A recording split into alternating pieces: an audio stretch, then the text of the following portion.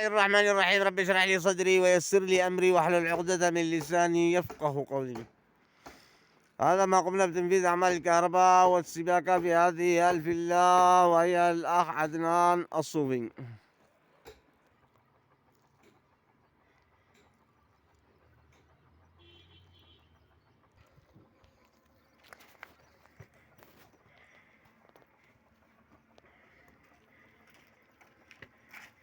هذا الولد برهان. طفيت على الفيلا طفيت.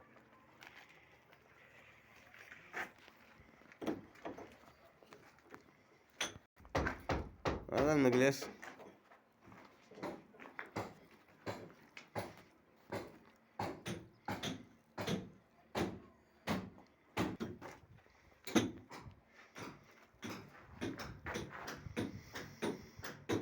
عملناه بمنطقة البادية.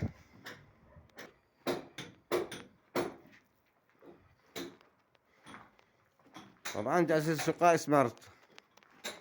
هذا المطبخ.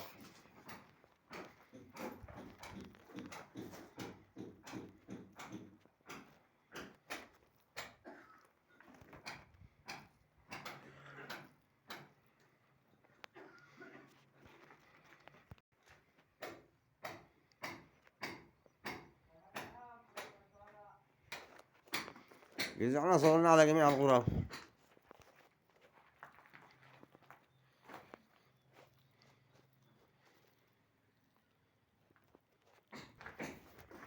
هذه هي مفاتيح الإضاءة.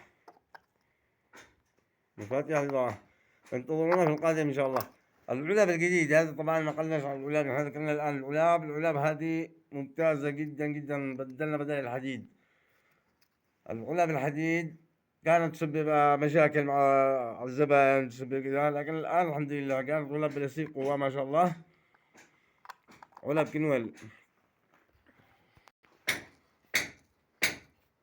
المدخل يعني غيرنا النظام حقنا، كانوا طلعنا بالصالات بالسوق، الآن غيرناه بالمداخل، منفصل يكون بعيد عن الشقة عن الصالة.